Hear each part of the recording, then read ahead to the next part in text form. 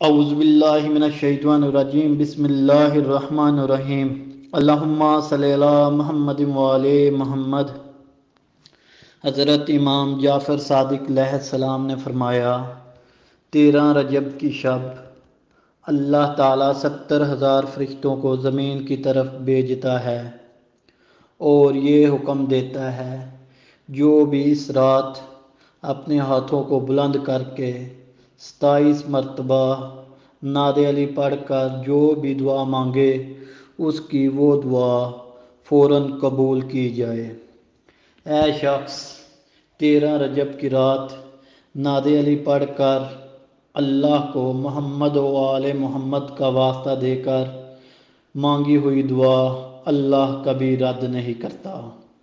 کیونکہ 13 رجب کو اللہ تعالیٰ نے اپنے گھر سے میرے دادا علی بن ابی طالب علیہ السلام کا ظہور کیا۔ تبھی اللہ تعالیٰ نے اپنی تمام مخلوق کو اس رات یہ تحفہ دیا ہے،